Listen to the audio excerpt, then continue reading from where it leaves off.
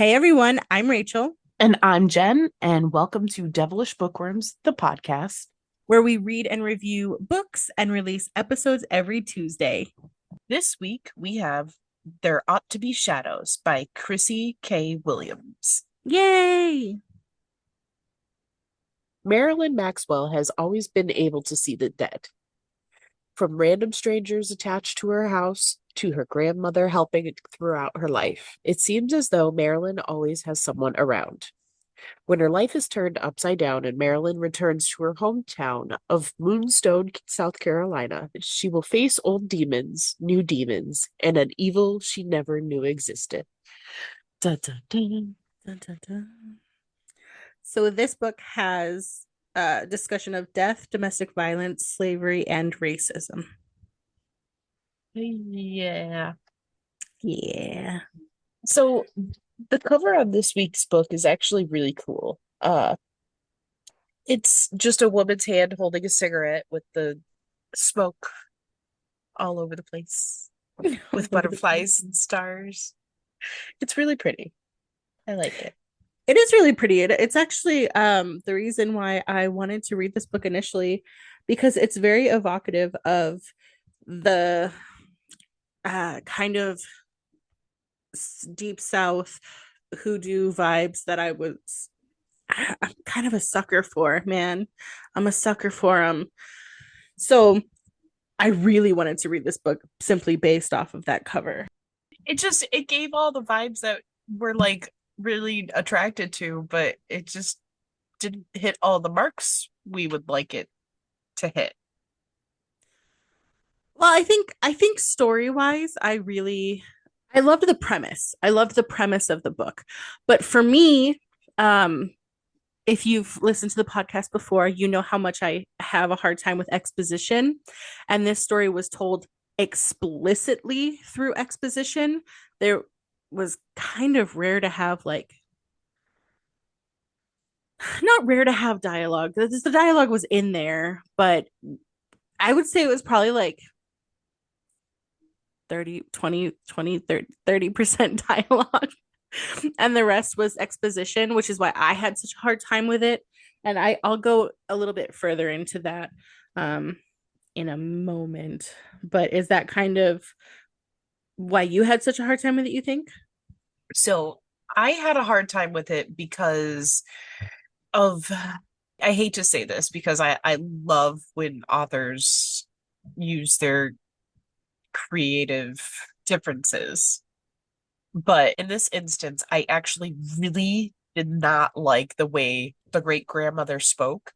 It was supposed to be indicative of like the Southern drawl, like kind of like slavery days, like the lack of education. So you're dropping letters and, all that. But I I can deal with slang talk, but I cannot deal with an entire book of slang.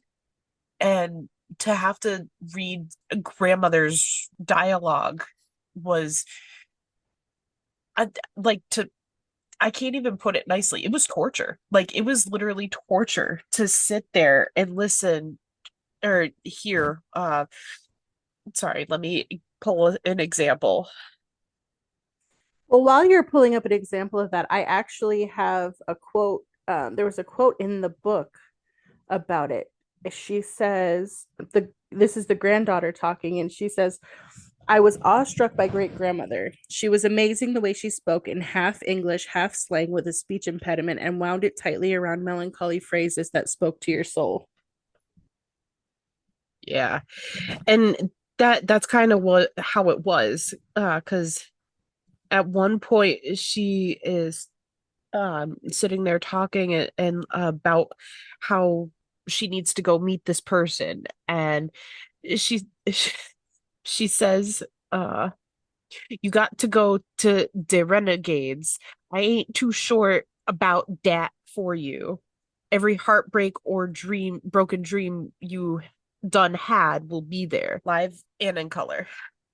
And listen, my brain kind of fucking broke.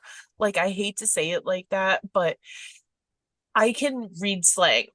but when it's like complete broken gibberish slang, I have such a hard time reading it. Now, I don't know if that's just because I'm dyslexic or just because I expect better from people that expect me to talk like I'm ghetto. They see my color of my skin and they expect me to talk a certain way, and I expect better. So, like, I always talk with an education. I will never lower myself any other way, but boy, was that difficult. Yeah. And I know that that is very much a hot not a hot button topic. What is the word I want? It's a sensitive subject for you. Because of the Yes. fact, like you said, you are, when people speak with you or speak, with you, they're expecting you to hold yourself a certain way or talk a certain way. And But I yep. mean, I wonder if it is a little different because like Southern draws anyway are a little bit um different. Yep. And then also Absolutely. like I'm sure great grandmother was not really like educated. Educated. I know Right. I didn't want to say that, but hey, why is her name great grandmother? And that's it. Um, that's something I was planning on bringing up as well, because you have a whole character, and the whole entire time of this book, we are calling her the great grandmother. We're not calling her grandma to her face or great grandma. Like, even when other characters are talking about her, it's the great grandmother. Yeah, Why? even like third parties. So with the book, we start. Actually, I kind of want to start. I want to backtrack. I want to backtrack to the Okay, beginning. you got The it. first paragraph or the first chapter is like 2 pages long, and I thought it was incredible. I actually have notes. I feel like we kind of jumped out the gate with like things that were difficult for us because the majority of it was. Um, and again, we'll get into it, but um the first chapter to me was intense as fuck. And like the way she unraveled it was incredible. So it's like it was like this is the way she's feeling in the scene. Then this is what's happening in the scene. Then this is what she decided to do in the scene. And then the very last sentence reveals who is doing what to her in the scene. And it's in the beginning, so I don't think there's any problem in spoiling it. But someone is drowning her and someone's drowning Marilyn. And so she like has all of these, it's literally like at first we see what she's feeling and then and I thought that was incredible because it was such a good way to put us into the scene, and then we're like, wait, what's going on and who's doing, and then when we get to that last sentence it's like, oh snap, okay. um so because of this thing that happens, um she goes back home, and we find out that her great grandmother has is obviously she's dead. She's been dead for quite a long time, and she is one of the hauntings, or she's one of the spirits that Marilyn sees because Marilyn can see ghosts. And so it kind of has this, much like the South, it has this mix of um real world and then also mysticism and spirituality and ghosts and stuff. But I also had a hard time with that because it was like I couldn't figure out what the like what reality we're living in, because you have on one hand it was like, because you could play it to where it's very much in reality and all of the ghosts and things are kind of like things that we feel, or you can have it to where we like see them and they're actually there but they're transparent and non-corporeal. And then in this book, great grandma is sometimes flying in the sky, and then sometimes she's someone hits her, like someone touches her, so is she corporeal or not? And then sometimes she just turned. It was that was hard. Did you catch that too? Yes, I did. And like, okay, so I'm gonna reference Mirror Girls for this one. Because the one of the grandparents in that was dying and the other one was Mm-hmm. a ghost. And she was still tormenting the two main characters in there, but at the same time the other one was helping ghostly wise, like, you know flutter Mhm. over here, or like, oh, look, there's a ghostly child that's taking you to the path of something that's important, go follow. But Mhm. there was just like a such a back and forth between this character where I didn't know what the heck was going on. Like at first, like I was like, okay, is she actually dead or is she alive? Like, Mhm. is she's here and now she's not? Like, is this going to be like a ghost whisperer type of thing where, to get rid of the ghost, you have to do something to, make sure there's some sort of closure for her? What is this going to be? Because Mhm. it only seemed like she was only popping up during like intense moments, like times where something bad is going to happen. But then she wouldn't do anything, or she would be disappear, and then all of a sudden, like, she was having full on conversations with her, and I'm like, what the fuck is happening? Like, Yeah, where is the the continuity. yes, thank you. Yeah, I agree 100%. And to add on to that, it also brings into question when she's going and she's speaking with Marie Laveau and Papa Legba, is she really there in front of them? Or is it something that's, that they're in her mind? Because we never see transitions. We never see, it's like she falls asleep and then wakes up. So, like, was she really, when she goes to the Renegades, is she really in World War I? Like, is she physically standing there, or is it all happening in her mind, kind of? Does that make sense? Yeah. To kind of backtrack a little bit, where you were talking about the beginning of the book. Now, I think when we were first getting a glimpse of the grandmother, like, I thought that was really cool. She was there when, she was being drowned. But I also love the concept of the whole domestic violence situation that she was in. Like, Mm-hmm. she's experiencing something bad and everything's falling apart. So a a person that you didn't know that you need is there. That's great. They're there to kind of comfort you, just hang around and make sure you're okay. Yeah, you're not alone. Right. And that's so important. But at the same time, like, then it was just done. Like, the whole domestic thing was over with, like, before it even like really got any further. Like, does that make sense? Like, we only got like a snippet, and that was it. Yeah. Like, there was nothing. Yeah, and that kind of rolls into the technical aspect of the writing for me, which was sometimes it felt like there was a disconnect, and I'm gonna kind of say a lot of things like um sometimes the exposition felt like I did this and then I did this and then I did this and then I did this and then I did this, and there was no emotion, right? Like, she goes back to her hometown and there's a ghost that tries to drown her in the Yeah. tub. There's a ghost. So, like, there's no emotion. There's no emotion other than one mention of I was shaking from fright. What does that look like? Make me feel it. There is a ghost trying to drown you.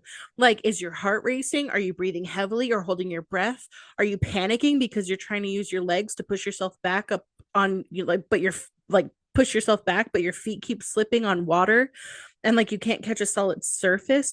I want I want more stakes because she was just almost drowned by a terrifying ghost, and like I didn't care because there was no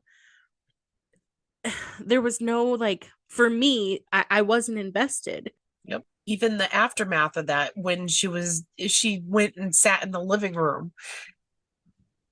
Why? Like, that's it? You're just gonna sit in the living room and just stare into the abyss? Like, there's no actual freak out, like running out of the house and fucking like going to your mother's house for the night or something like that? Like, anything. Like, Mm-hmm. you just sat down and stared, and Mm-hmm. then asked why your grandmother wasn't there. Yeah. And it was, I mean, okay, so you have a lot of exposition, but like those are the kinds of like that's the kinds of things that I think would enhance the story because it makes us feel a little bit more invested in it because we can see if someone is scared and they say I'm scared. Okay. But if they say my heart is racing and my stomach, falls and like I can't catch my breath, we feel that because we know what that feels like, and also we know what being scared feels like. But like if you describe it, then we're in it, we're feeling what the character's feeling. And so like also there didn't need to be that much this happened and then this happened and then this happened and so much explanation because take it okay. So when she arrives to her mother's party, and then there's 2 pages of exposition, she could have had her arrive at the party and then give context clues as to what's going on. Like she's like, "Oh, I'm at a party that my mom throws every year for my father who passed away." And then all of a sudden we're talking about um fundraisers, and we're talking about how her mother slept her way up to the top, and how she's the only black woman that the other people of the town would deign to talk to because of the fact that she was rich. And I feel as though this is all very important information that needed to be done through dialogue and context clues. Like maybe she passed a poster with her father's picture on it and she gets a pang of sadness because she misses him, which would also foreshadow into the future of why her friend is like, "Oh, are you why aren't you staying at the house?" "Well, because it's too hard to live without my father." Like that would have played into that. Yeah. And then like maybe she contemplates like how her uncle passed so close to her dad's birthday, and whatever. And then she could have hidden the exposition and dialogue and shown the quiet racism in the way like the old white guests sneered at the servants handing out glasses of champagne and the hors d'oeuvres, and the way they like plaster on a fake smile to her mom. You know what I mean? Yep. I think those are all valid points because I like there were so many instances where I sat there and I was like, but I really didn't need to know that, or I would have liked to heard a little bit more about that. I mean, Mm-hmm. her sitting and stewing while she was at the party, and all of a sudden she snapped at the cousin. That I really liked. I love the fact that she finally got irritated and told this bitch off. That's the kind of sass that I needed for different points or like emotion. That's more of Yeah. it. That's the emotion that I needed throughout like more of these parts. I needed her to feel something or to make me feel something because I like at that moment I was like getting really irritated at the cousin, like trying to push her way into her life. "Oh, well, open up to me. I won't tell anybody." And then she's like, "Bitch, yes, you will, because you're the one that took a shit somewhere where you weren't supposed to." Like, that was great. I needed more of that. Yeah. It's I think it very much plays into the idea that you have like words are real estate, right? And I think that there were words that were used both in explanation and in repetition that we didn't need that could have been used on other things. Yeah, Um like the like awful evil. the Evil Dead. Um so and what I mean by that is so if you have the characters like obviously notice that Marie Laveau is looking at the flickering lights and then saying that danger is near, we as the audience are smart enough to deduce that flickering stars equate to impending danger. Like you don't have to say the girls look up at the flickering lights and then Marie Laveau says the lights are flickering. You don't that it's real estate that could have been used for something else. Or like when we meet Henry and then all of a sudden we have to hear paragraphs and paragraphs about how Henry's mom was a troubled girl and why she was troubled and how she was troubled, and then how she got pregnant with him, and then how the birth was difficult, and then it was very we that none of that was relevant. None of it was relevant. However, we could have taken that real estate, like you said, to talk more about or dive more into the evil that we're dealing with right now. I feel like we didn't flesh out things that were interesting or relevant to the story, but we did flesh out things that were completely irrelevant to the story. Like Henry's mom, completely irrelevant. But if you wanted to add it in, you could have had grandma say, is your mom doing better? And then the kid could have said, she's doing better than she was, something. There's ways to make that information a little bit more concise and hide it within dialogue that would have alluded to the fact that, oh, Henry's mom had a rough childhood, whatever, and had it been like a couple lines instead of like 4 paragraphs. Absolutely. So I know you've mentioned a lot of the repetition that has been in the book.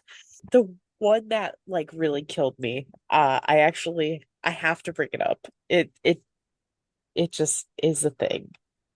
And I'm gonna read it verbatim. It says, "We do not talk about the awful evil. Talking about it could give it life again. The awful evil is over. At least that's what I heard a few years ago."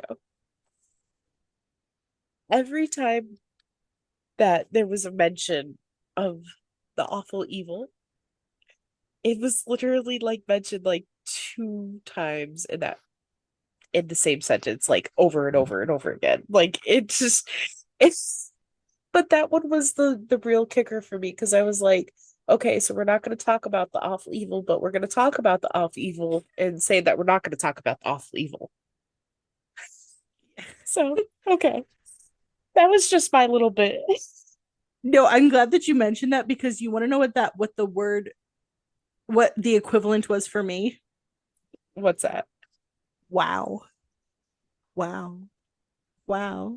They were constantly saying, it was like, listen, but she goes to Marie Laveau so that she can learn some new information.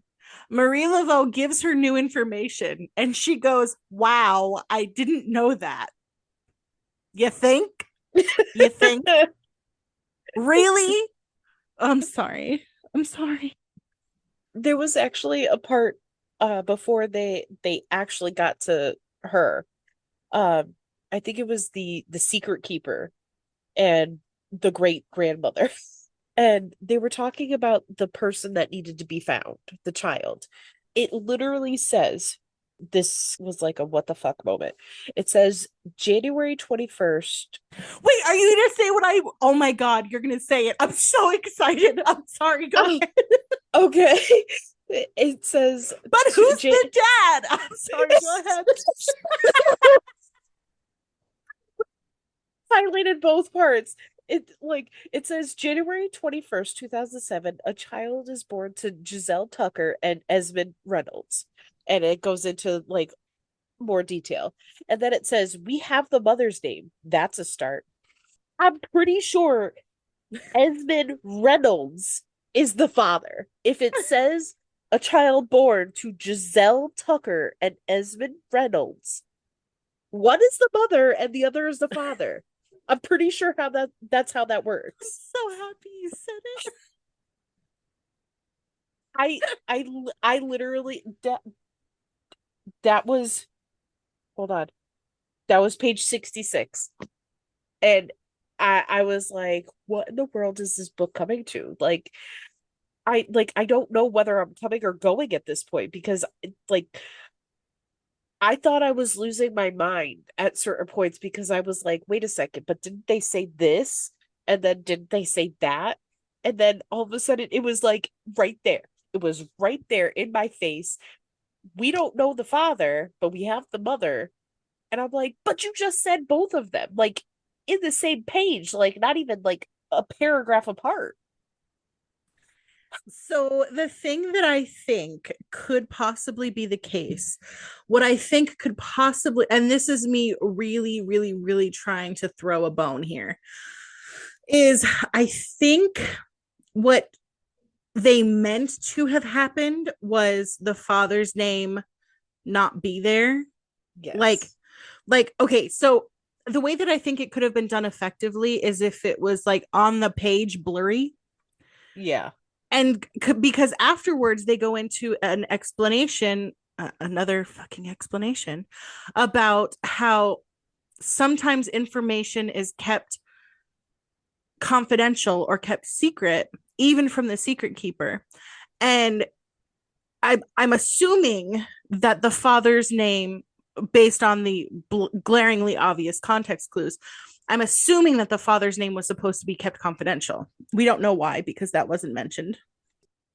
Literally, right after it says we have the mother's name, that's a start.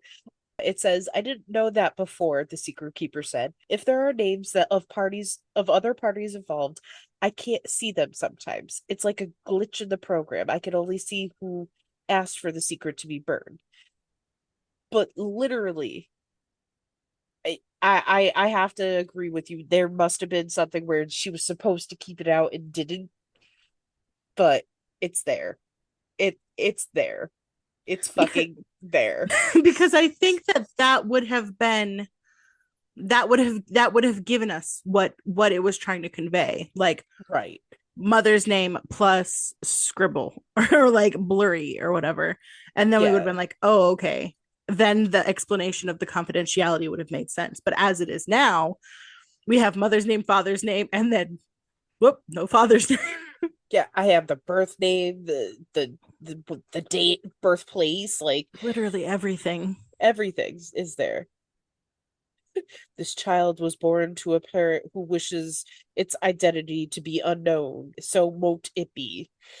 So I think because of the fact that that things were explained unnecessarily and other things that we needed weren't explained, I have so much information on things that are irrelevant, and I have so many more questions on things that are pertinent, you know? Yes. I do want to make special mention of there was no dedication, but there were two quotes at the beginning of the book. One is an African proverb which says, "The thief does not steal in an unfamiliar place," which is actually a great proverb. Um, Yes. because if you don't know what's going on, you don't want to steal and then risk things, and you know. Um, and then the other one is "Et tu, Brute," which is from Julius Caesar, William Shakespeare's play Julius Caesar. Um, Other than that, there wasn't really a dedication.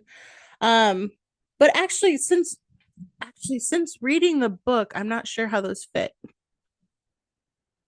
Honestly, I don't know. Like the African proverb I could kind of see because of the African roots of the book, but other than that, like I can't see it.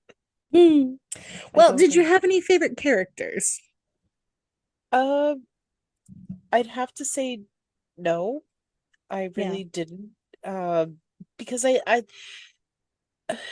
wanted to like the main character because at first I did resonate with her with the whole Yeah. abusive relationship, like getting out, starting over, like fully respect that, and respect that she was being a badass while doing it. Like, Mm-hmm. but the mother I hated, the grandmother I couldn't stand. The There was a couple other characters that were just like meh. So I really didn't. Yeah. I also did not. I want to love the great grandmother, and I think part of me does love the great grandmother. Um, but my biggest problem was that there were some characters where I was confused as to why they existed. Like I don't know why Jax was there. Part of me feels like Jax could have been there as a plot device to show that Marilyn was stepping into her own, but I don't think that it worked completely. Um, the best friend, I kind of almost don't see why she needed to be there. Yeah, she wasn't really too great. Anyways, I'm sorry. I have a very great best friend, so I judge book best friends very, very much so. She was a terrible best You're friend. such a nerd. I just love you. And that's not because she has, things going on. Like, I think that she very much could have had things going on. I just don't think that she propelled the story forward. I don't know. I did not have a favorite character. Did you have a favorite quote? Um, I highlighted two that were not bad. Um, Sustained trauma made me feel like I lost all of my soul. Okay. And the second one was the horror that I just encountered with my soon-to-be ex degraded my soul. However, this was a small needle to grasp in the field of weeds. Yeah. What about you? Any something from the Secret Keeper or the Awful No. Evil? No. Um I liked the placement of the sentence, and so it was the end of our marriage. Ah, yes. I thought that was incredibly impactful. Um I liked Beware of Moonstone. It reflects what you want to see. Okay. I know that you're gonna hate this part, but there was a sentence from great grandma that I liked. She said, "Child, I've been around. You know damn well I don't have to announce myself every time I come into this space."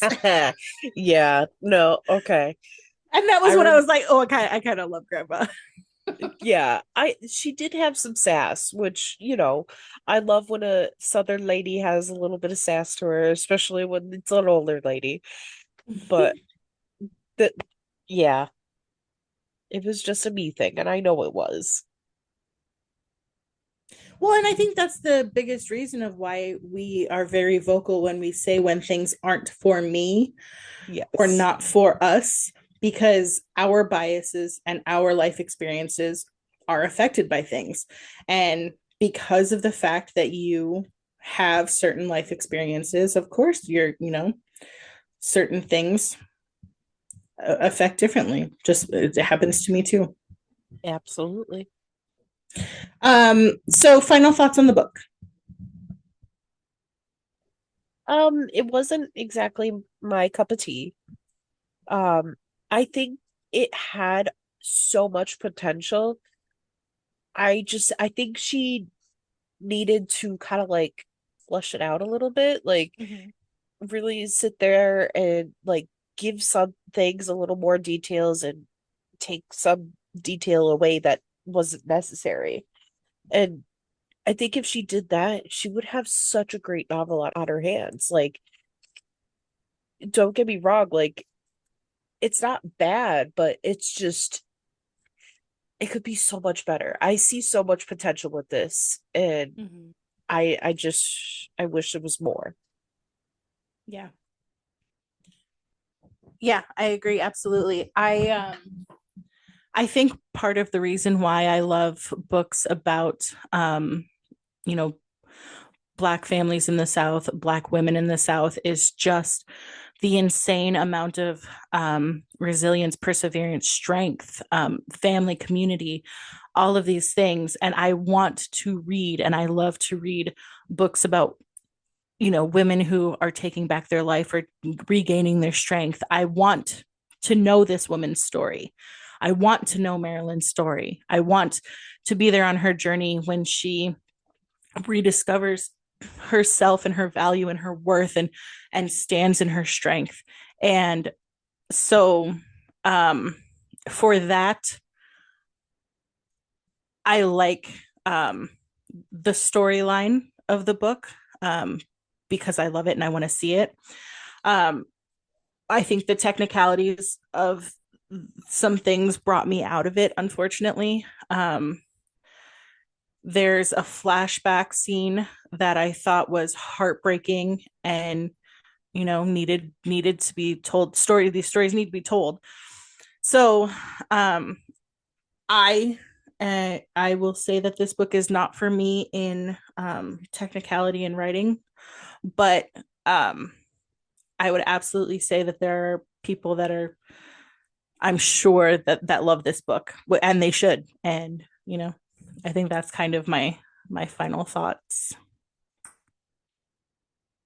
Well said. Thanks.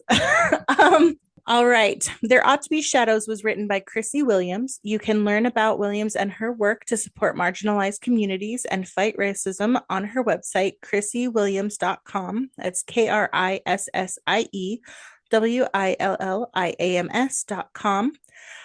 I will say that this website is incredible. There's links to her books as well as haunted places she's visited, her blog. She has merch. There's a lot going on. I definitely suggest taking a look. She also there's links to her Instagram and Facebook. On Instagram, her handle is KRISSIEK Williams WRITES. So take a look at that as well. All right, Jen, tell everyone what we are reading next week. So next week we are reading The Sapphire Heiress by Ella Leon.